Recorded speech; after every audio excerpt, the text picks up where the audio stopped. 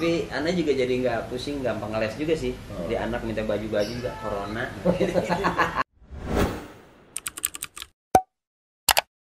Assalamualaikum warahmatullahi wabarakatuh. Brother, kita mau kongres Hongkong nggak beres-beres.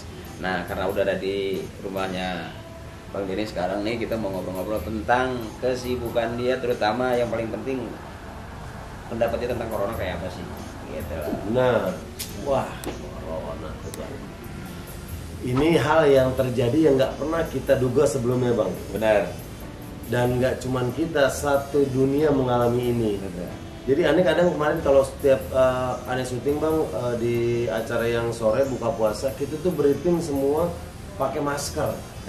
Terus aneh syuting OVJ udah nggak pakai penonton gitu. Terus Gak enak dong itu pasti kayak gitu, gak enak? Oh banget, Bang, Bang tuh sendiri penonton buat kita tuh arwah. Kita ngomong feedbacknya penonton ketawa, kita ngomong feedback ini kita ngomong kagak ada yang ketawa gitu. Paling kalau lucu-lucu banget juga kameramen, itu cuma kameramen cuma 4 yang biasanya gur-guran. Tapi nggak pakai efek juga di tayangan? Nggak ada, Bang, nggak ada efek. Kita benar-benar kita tayangin apa adanya, benar-benar kita live tanpa penonton.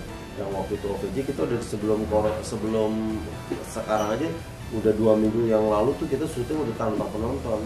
Awalnya cuma ngurangin cuma 30, sehari cuma 30, setelah itu besoknya udah sampai terakhir syuting OVJ kemarin untuk stok setelah puasa udah bener-bener tanpa penonton. Aneh apa ngalamin ya, ternyata gue sempat mengalami hidup di zaman semua orang pakai masker, terus syuting nggak boleh. Ini dari sisi kita ya sebagai komedian, Bang, sebagai pelawak, ngelawak jauh-jauhan tanpa penonton, terus ngelawak di set masih pakai masker penutup yang kaca, gitu, dan pakai cuci tangan dulu apa dulu. Iya, sehari nah, bisa. karena kalau kita lihat kan sampai kemarin-kemarin ini kan, ini sampai Ramadan keberapa kita itu ternyata korban makin tambah banyak. Dalam waktu syuting itu ada ketakutan, ada kekhawatiran karena atau walaupun kita main ada lawan mainnya, ada bahasa gini. Kalau lo nggak kena gua, kalau nggak gua lo kan gitu ada ketakutan gitu nggak sama sekali. Alami sih, Bang, ketakutan gitu selalu ada. Makanya dalam hal ini pihak stasiun TV juga sangat membuat regulasi yang ketat. Mulai masuk cek suhu di atas 37 udah nggak bisa masuk tuh, Bang. Ditahan di pos dulu, tunggu berapa waktu, cek lagi. Kalau masih tinggi, mohon maaf tidak boleh masuk. Satu, cek suhu. Setelah itu sebelum masuk aman cek suhu, kita semprot dulu, Bang, kita, Bang, bolak-balik tangan kita gini, pakai disinfektan, semprot udah. Dengan itu mengantisipasi kalau kita bawa virus yang melekat di badan, karena kan sifatnya corona kan droplet nempel di permukaan benda. Nah, setelah cek suhu, masuk semua juga ketat. Satu artis cuma bisa bawa 1 asisten. Untuk nemenin dia syuting, mau make up, mau asisten. Tapi pas masuk studio, artis cuma artis. Gitu. Tidak ada asisten di dalam studio. Tapi briefing dulu segala macam ada dong, orang-orang perlu segala macam. Briefing ada, Bang. Briefing juga jarak-jarakan kita. Pakai masker juga. Semua. Nggak sombong itu, nggak ngeliat muka gitu. Makanya. Saya berpikir gini, gila, gue ngalamin hidup di masa ngapa-ngapain semua pakai masker. Briefing pakai masker, duduk juga jauh-jauhan, dibatasin 2 meter, udah ada porsinya, Bang. Udah masuk syuting, asisten nggak bisa masuk, cuman artis. Jadi studio benar-benar sepi. Kayak gitu. Dan sampai segitunya corona. Segitunya, dan dampaknya buat semua masyarakat, semua lapisan kena. Nah, kalau sejauh ini, kalau Anda lihat kekhawatiran ente dengan teman-teman di lokasi segala macam, itu sebetulnya menurut ente virus kayak gitu virus apa sih? Dibilang ada nggak ada, dibilang nggak ada tapi ada gitu.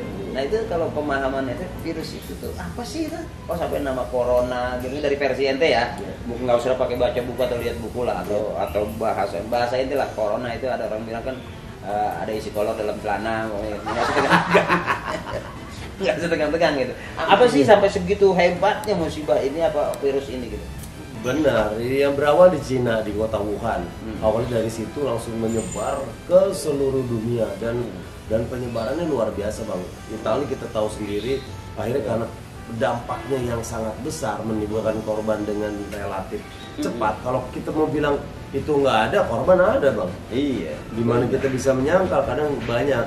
teori-teori konspirasi yang bilang ini rekayasa, ini buatan, ini cuma ingin mengganggu ekonomi, ini cuma ingin mengurangi populasi manusia. Ekstrim. Saya pernah baca kayak gitu juga, Bang. Nah, kalau saya mau percaya itu, saya melihat korbannya ada. Terus pemerintah menyatakan itu, dan bukan Indonesia, Belanda kita lihat, dunia lah panik semua.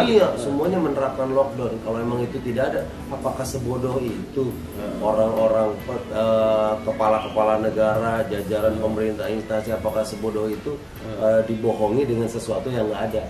Kalau saya sendiri melihat korban ada, terus kejadiannya nyata terlihat.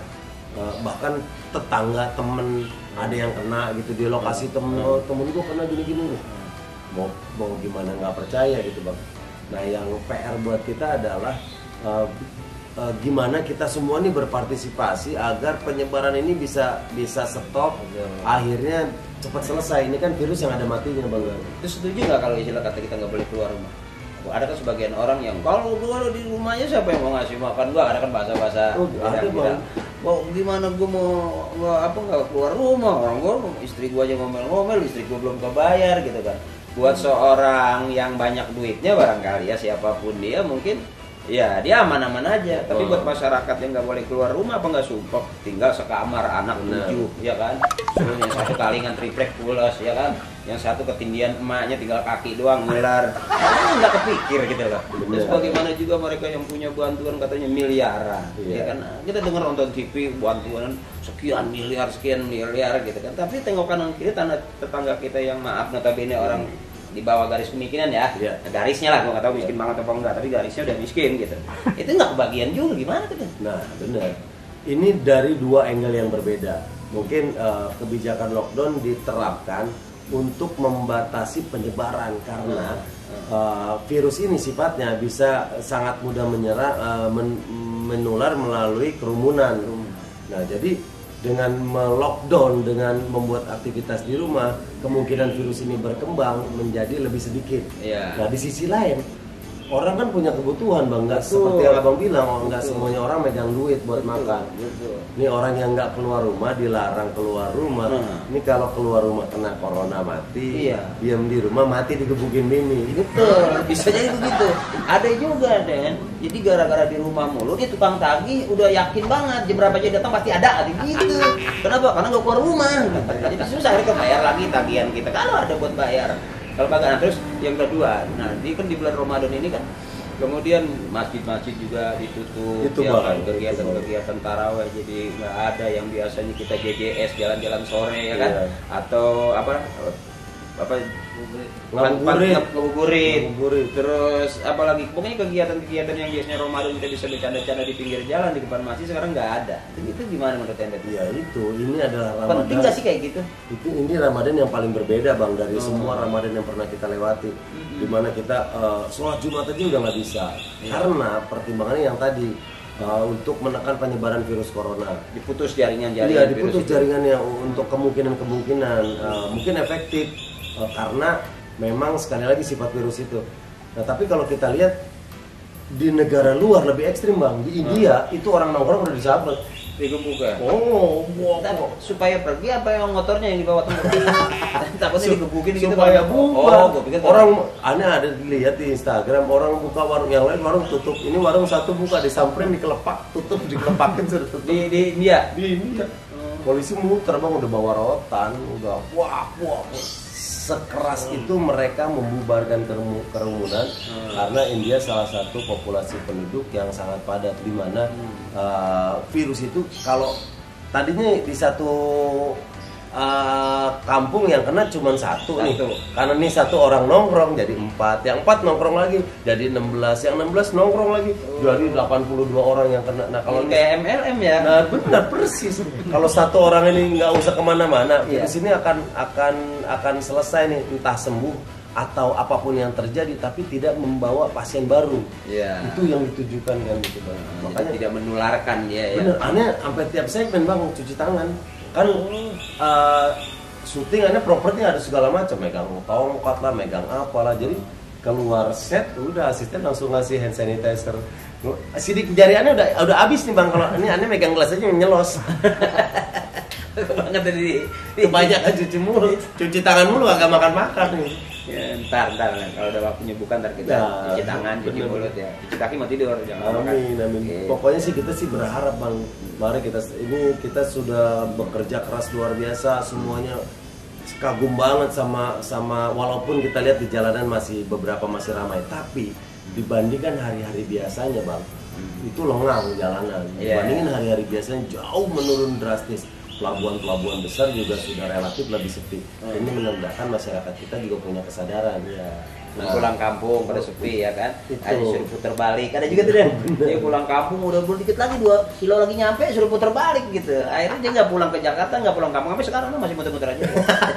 Mudah-mudahan kerja keras kita semua ini untuk menekan penyebaran virus corona bisa berbuah baik dan virus ini cepat-cepat pergi Bang, jadi kita bisa hidup normal, bisa sholat Jumat lagi, tarawih lagi. Dan kita berharap juga begitu karena ini bulan suci Ramadan kan, bulan di mana tadi tuh bulan penuh rahmat, bulan penuh ampunan, bulan penuh berkah ya kan, bulan di mana apapun yang kita lakukan diterima oleh Allah, doa kita diterima, doa kita diijabah kan, permohonan kita pasti kabul. Nah kita berdoa mudah-mudahan corona ini cepat pergi, selesai Bang, supaya kita kembali normal, aman, nyaman, bisa lebaran gitu. Bener. Tapi Anda juga jadi nggak pusing, gampang ngeles juga sih. Jadi anak minta baju-baju juga corona. Jadi akhirnya nggak minta ke mall, mau di rumah aja nggak denger lo, suruh di rumah aja gitu. Bener, sampai dia bilang bikin dia orang mati gitu. Tapi anak-anak yang nomor 1 balikin. Kemarin ke tangga sebelah mati juga Pak, nggak panik banget gitu. Brother, makasih banget ya Bang Denny, terima kasih. Kita doain mudah-mudahan berkah terus, sukses terus, sehat, setiap langkahnya senantiasa bawa keberkahan dan selalu sayang dengan keluarga, dan rumah yang sebagus ini mudah-mudahan menjadi rumah itu surga buat dunianya dan juga buat akhiratnya. Bang Denny makasih ya. Alhamdulillah kita udah ngobrol-ngobrol, dan mudah-mudahan kalau saya main lagi mari jangan di. Wah, ini mas senang silaturahmi kan nyambung rezeki juga, nambah umur. Amin. Nah mudah-mudahan juga nih kalau saya rajin silaturahmi ke sini kan kita jadi ada waktu juga untuk nunggu berbuka ngobrol-ngobrol. Siap. Besok kemarin saya bawa karung beras biasanya. Apa-apa. Assalamualaikum gitu, jangan disautin, kasih duit aja.